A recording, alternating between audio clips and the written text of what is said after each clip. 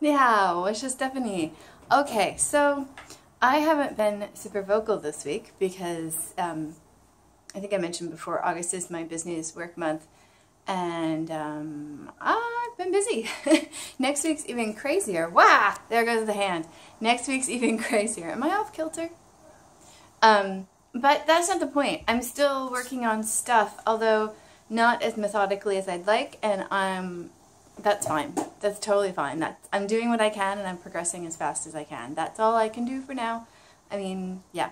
So I wanted to write this video. Sorry, I haven't had coffee yet, and there's a very good chance that my coffee delivery, how embarrassing, is going to come, so I may have to pause if there's a very loud knock at the door. Also, I have this weird thing on my tongue, so I think I'm slurring. I think I've been slurring, and if I haven't been slurring, then it's just a whole bunch of mouth pain when I try to talk. And I talk for a living, not on YouTube, but in my day job.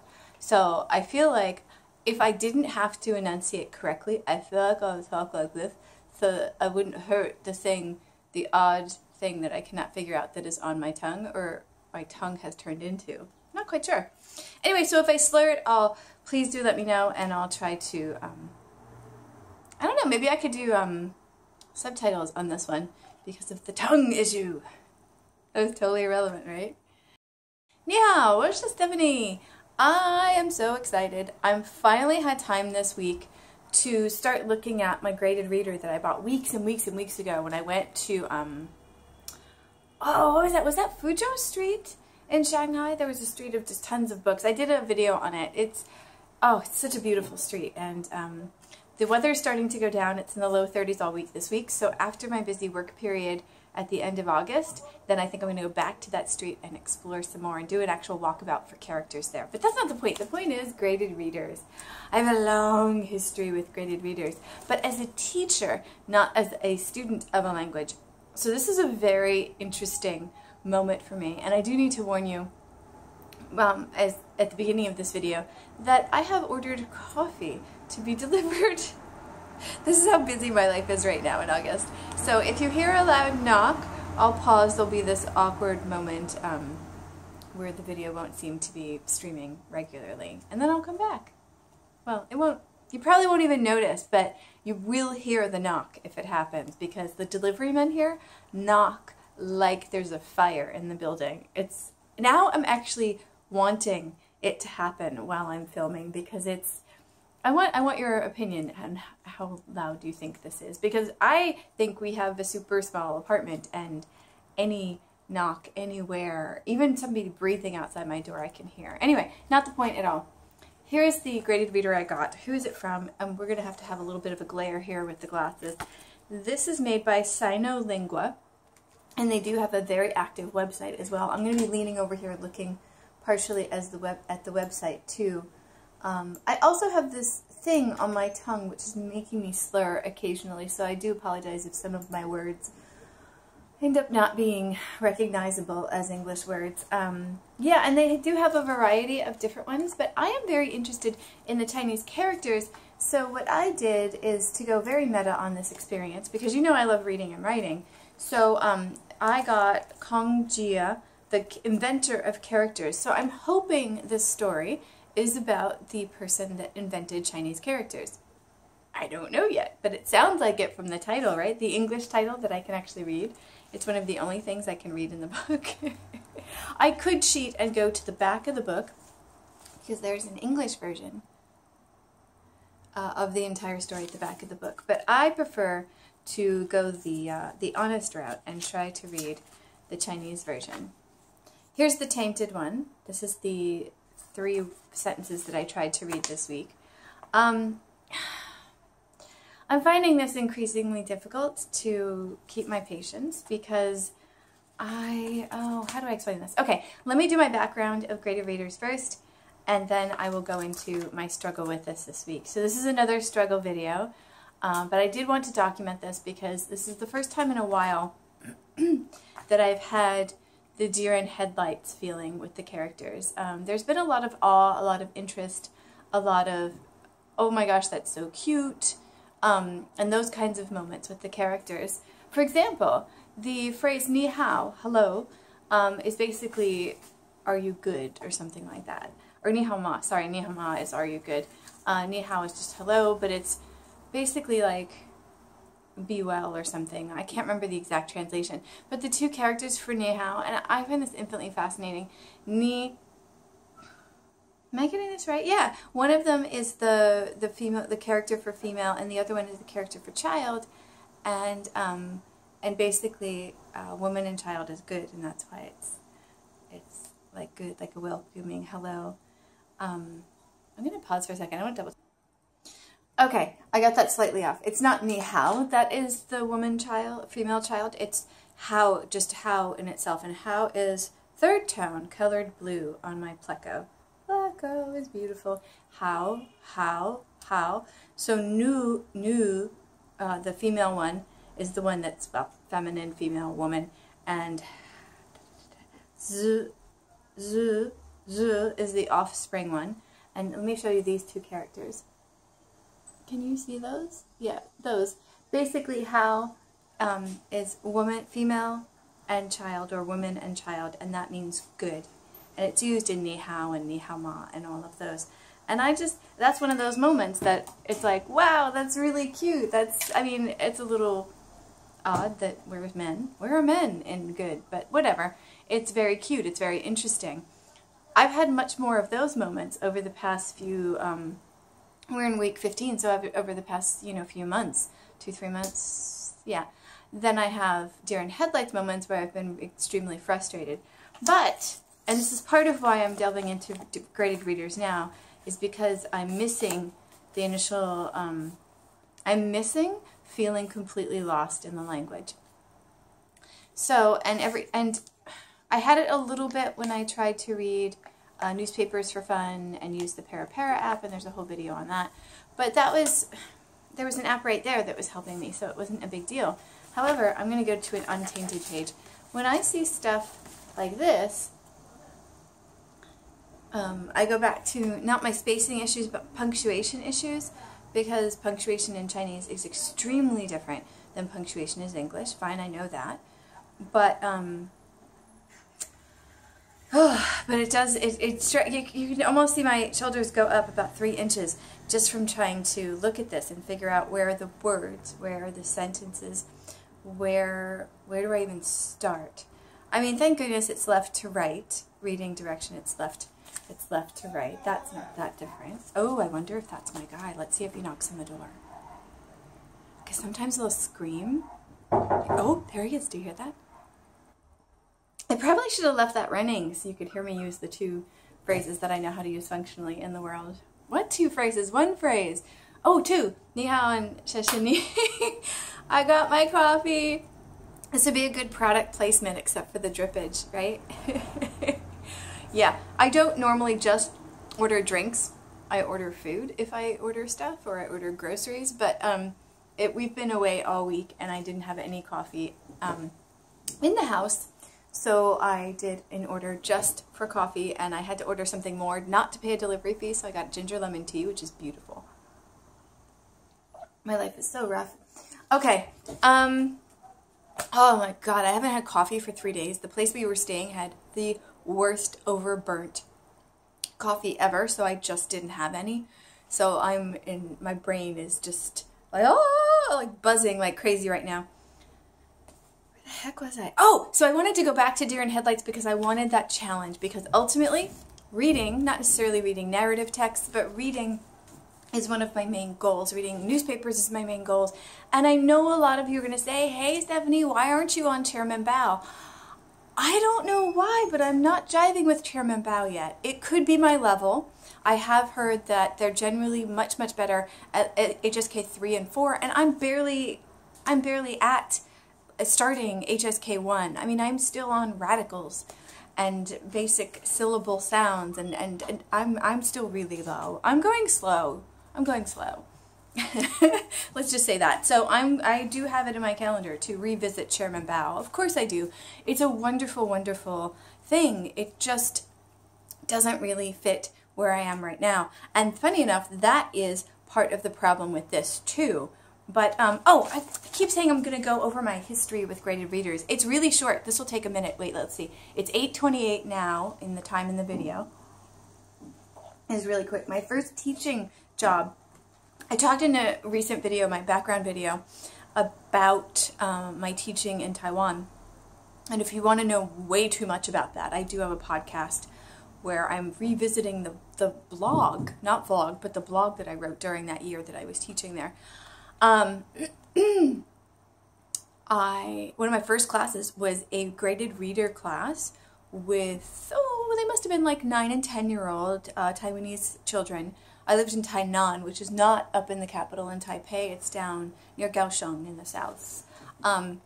Right, so it was a very similar sized book to this one, funny enough, and it was Aladdin, the story of Aladdin in English. And it had an incredibly similar structure to this because I imagine the genre of graded readers is pretty set. You know, you have the story and you have the vocabulary items on one side, and you have the it didn't have a completely translated version in Chinese for them in the back. And there was a glossary too, although their glossary was bigger than this. Oh, this one I've torn out because I thought it was going to be useful and I could put it next to the page, but this is the stuff they already have in definition form on the pages.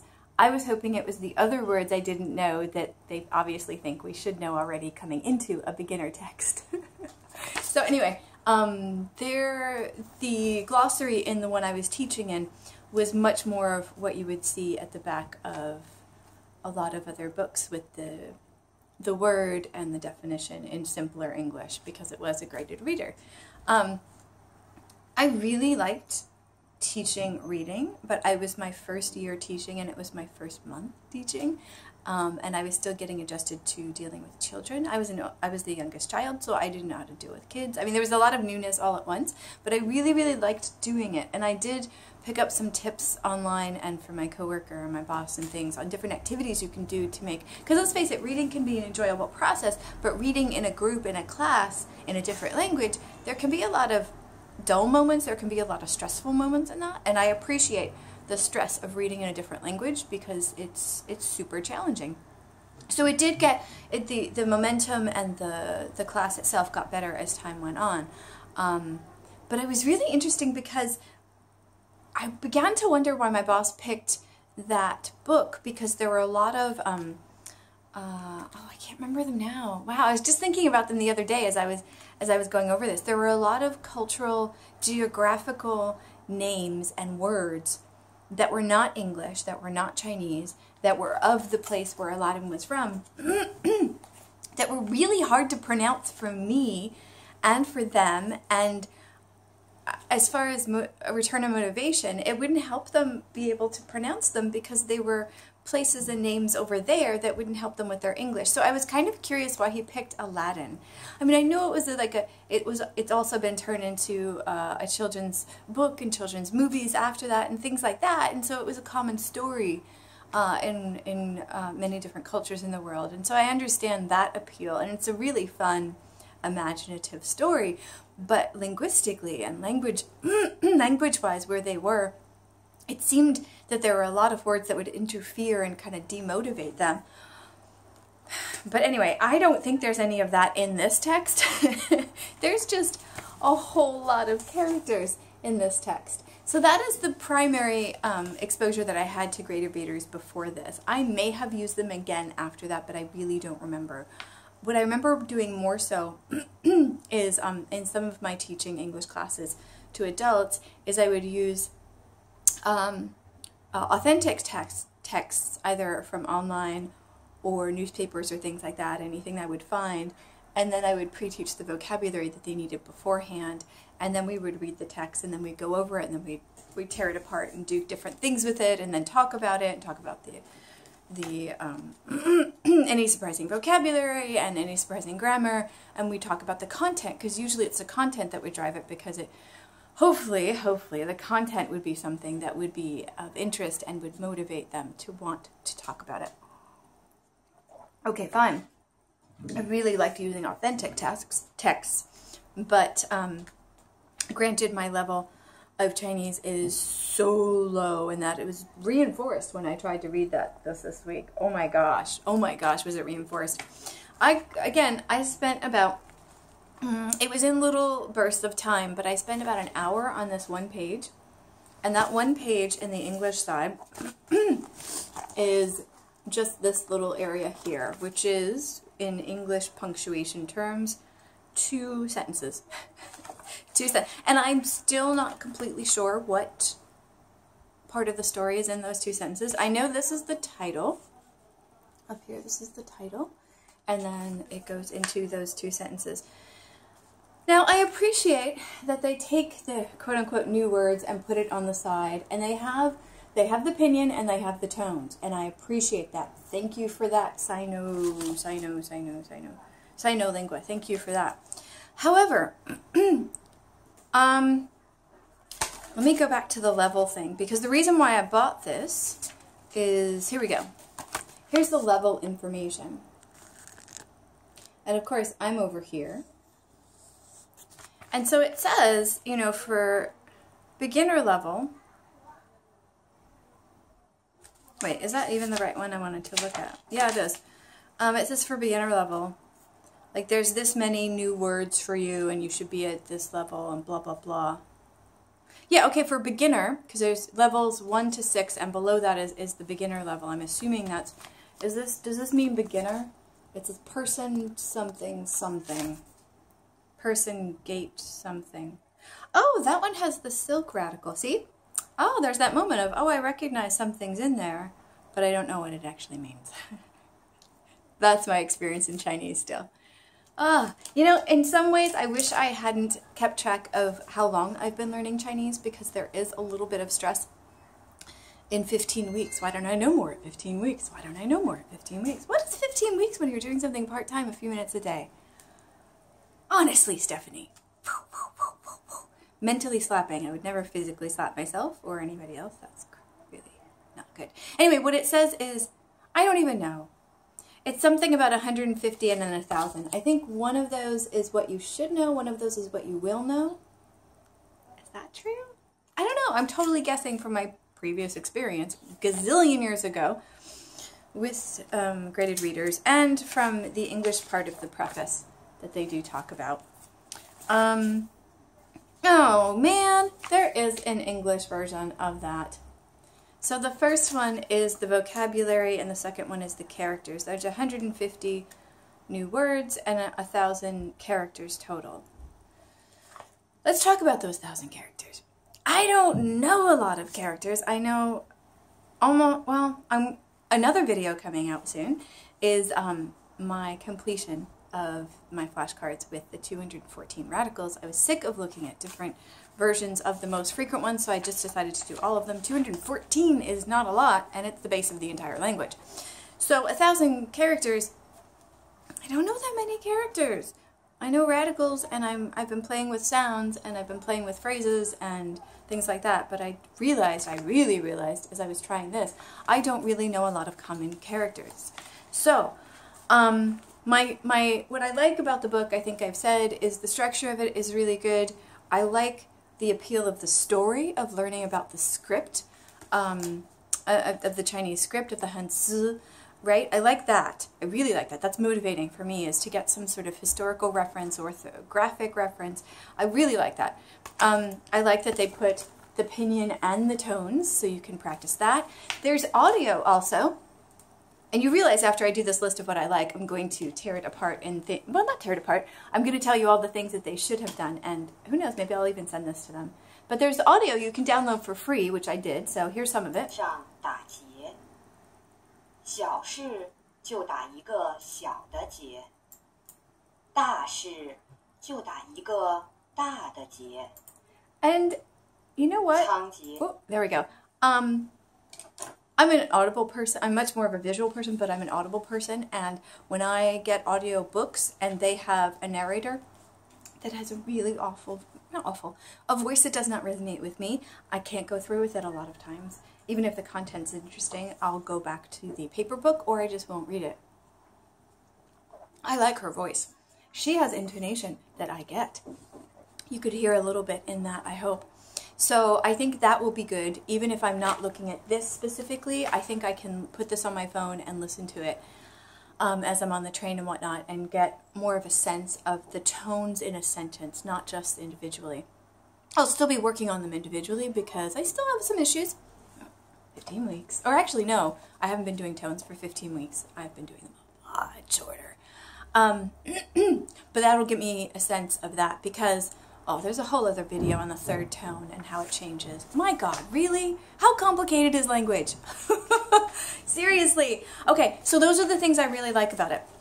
The audio version being, the download for the audio being free. There's exercises in the back. If I ever actually finish the story, which I really hope to do, I can do comprehension exercises in Chinese.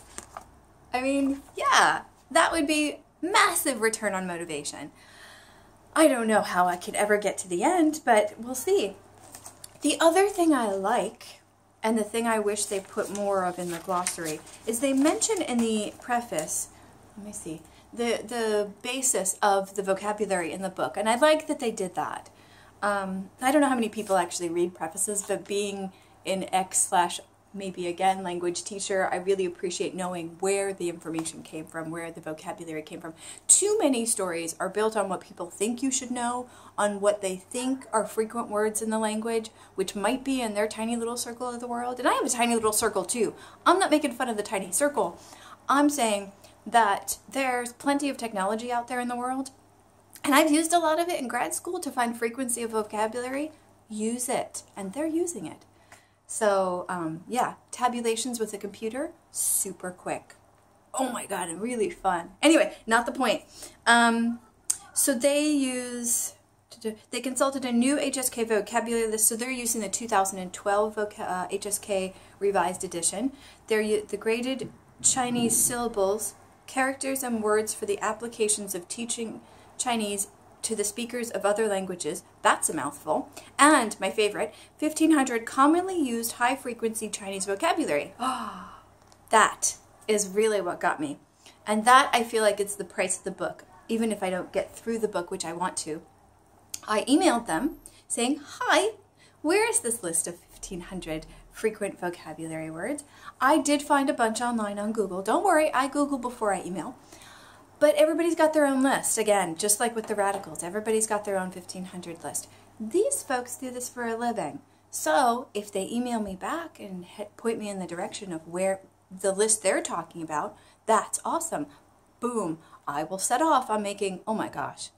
Can you imagine how long it can take me? I do about 10 cards a day, flashcards, 1,500. I'd have to do a few sessions of like 50 a day.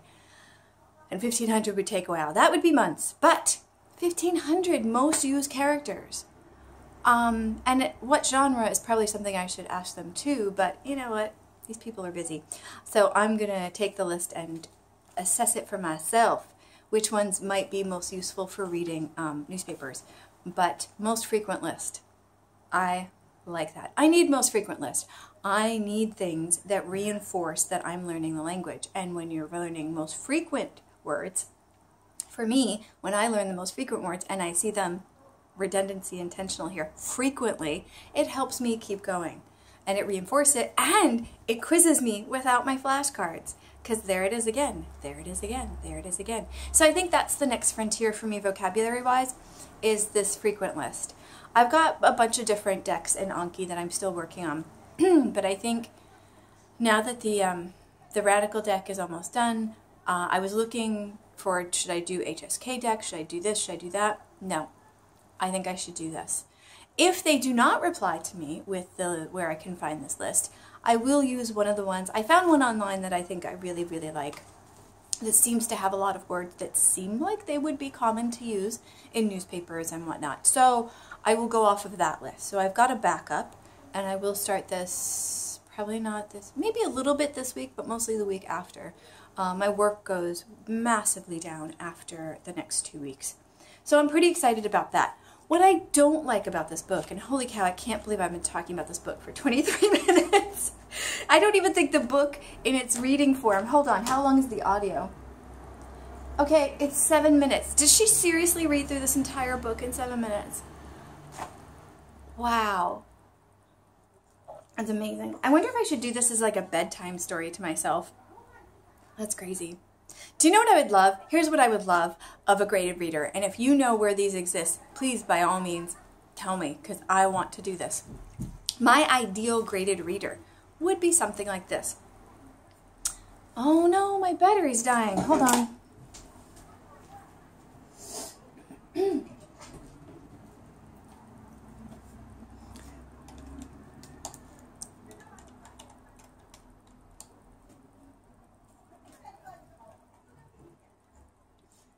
Okay, so I'm going to talk as I do this.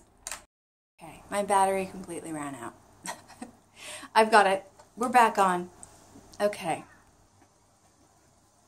Okay, so my ideal graded reader would have a lot of this, but more. It would have the characters, and below the characters, it would have the pinyin with the tone markings. Now, the ideal graded reader would have my color system with the different characters. That's not going to happen. I get that. So, just the characters with the pinyin below it, but far enough below it, because I have line issues. If things are too close to each other, it's too overwhelming. So I need them spaced out, probably spaced out like this, but one line would be the characters, and this line would be the pinyin. Characters, pinyin, characters, pinyin. And there's a number of reasons for that. One is, again, for my space issues, so it doesn't feel overwhelming. And two, so you can cover up one line and try to read the characters, and if you can't, then you can rely on the pinyin. So you can kind of go back and forth between the two. As training wheels, not as a way to forever read Chinese. But again, if you're doing a beginner book, by all means, geez Louise, this is overwhelming. I mean, I know these are probably pretty common words, but they're not for a beginner. For a beginner, oh my God. This is not beginning. What beginner knows this much vocabulary? I don't know. Do they? Okay, look, I meant to tell you the things I want in my dream graded reader. The characters, the pinyin with tones, and that's it. I don't want the English as the third line. I don't. If I have the characters in the pinyin, I can clearly look up the words. That's fine. I don't need the vocabulary on the side here. I would prefer this to be in paper form. I like this in its portability. I do like the audio though, but I can put that on my book. I mean, ideally it'd be those really fun children's books where you could press it and it would tell you, it would read it for you, but it would read sentences, not individual words, because at this point you'd want to hear the whole sentence and the sounds of the sentence, the words together.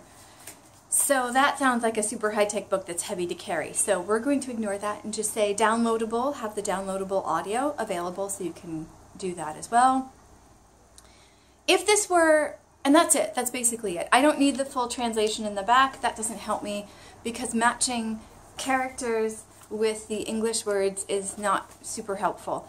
I almost want to say, I feel like there needs to be a punctuation, like a one-page on punctuation guide. My phone reached its recording capacity, so I had to switch phones. Must take care of my technology today before. I'm traveling 6 days next week. This is 6 in Chinese. Traveling 6 days, so I have to make sure that all of my phones are cleared so I can do videos on the fly. Okay, what was I saying? Look, punctuation is very different, and I know these are not just for English speakers, but if you're going to have an complete English version in the back, then maybe you are targeting English speakers learning Chinese. If you're doing that, have one page of punctuation differences so that when you see like a full paragraph in the English version and all you see are commas in the Chinese version, it's not thoroughly confusing, because for me, when I'm reading a different language, I'll look for words that I know and kind of go, okay, it starts here, it ends here, and then I'll look for punctuation to guide me, okay, this is a sentence, this is a sentence. You can't do that in Chinese. I don't know what you do instead, but I feel like there needs to be like a one-page guide to Chinese punctuation. Obviously that would be a very simplified guide, but that's beginner, that's all you need. So I feel like there needs to be that too, because that is a really, really big L1 interference when you're talking about going from English to Chinese. The difference in punctuation is pretty, I wouldn't say overwhelming, but it's very confusing at first. I'm still trying to figure out the commas, although this does help explain the excessive comma usage in my university students from China in the US. And also the teenagers that I was teaching in Nanjing in the writing classes, the academic writing classes, and their overuse of commas. I understand that was their L1 interference as far as writing goes, because that's apparently, commas are used way, way more when there should be end of sentences in English. So there's a really big difference between the two languages as far as punctuation goes. And I know somebody sent me punctuation, really, really interesting Wikipedia article on punctuation recently in one of the comment sections. Thank you for that. I did read through it. It's a bit much for where I am right now, but I am going to refer back to that as I continue to read. And see, that's the thing, even though I barely got through 2 sentences, there's a lot more I've already learned about the structure of the language that I wasn't even expecting to. And there's things that I've thought about for, I don't really see myself creating graded readers in the future, but these are still issues that would come up. Would they come up? I don't know if the things I'm thinking of creating for mobile apps would have full-on sentences or multiple or paragraphs. But if they do, these are things that I would want to address before you get to the text, because these are things that people need to know about. Because they are the differences. You want to point out the differences before they get to the text so they can focus on the language itself. Yes, that's what you do. You break down the differences so that people can relax and enjoy the learning process, the learning within. These pictures are so cute. I love that there are pictures. I love that there are pictures. I am a child. I am a child, linguistically and otherwise. All right, so those are the things that I want in my ideal graded reader. I found something similar. I'm still using an online library from San Francisco because they are a wonderful place that haven't cut me off. And I found a Chinese, let's see if I can pull it up. I posted it on Twitter, actually. Oh no, I'm on the phone that has this. Bummer. I'll post, I'll try to post something to show you. I'll post the tweet that I did in it. Anyway, it was a book, I think it was written in Taiwan, and so it was using, I'm pretty sure, Wade Giles instead of Pinyin. So the romanization looks a little weird if you're used to Pinyin. It looks a little different. But they had the characters and the romanization right under each other as they were trying to teach the language. And they were doing really, really short stories, one step at a time, one sentence at a time. And that's part, I did that last week, and I realized the romanization was different than what I'm learning, so I had to stop looking at that book. But the format of that, with those two right next to each other, is really good training wheels, really good training wheels. Some of the romanization with that was similar to the Pinyin, like the character for person, Ren, that was similar. That was exactly the same, actually. So there were little things like that that were the same that I could follow it along. And the breakdown of sentence to sentence with the characters and the Pinyin, or the romanization in that case, the Wade Giles, was really nice, because I could look, if I didn't recognize the character, I could go down and still pronounce it, and still, they had pictures too, and still kind of work out what was happening in the sentence. And because it was sentence by sentence, it was really good. This must exist in Pinyin, right? Where is this? Where can I find this? Do these graded readers exist? I will not have a chance to go to this bookstore. I wonder...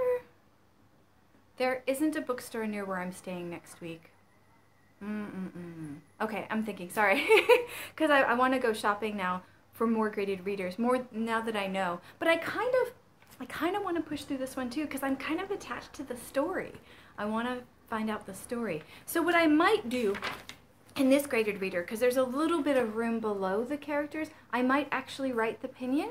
It'll be really tight to write the Pinyin and the tones, but I think that might help me. It'd be a lot of work, but part of the deer in headlights with this is figuring out where the words are, because again, it's the text just all next to each other.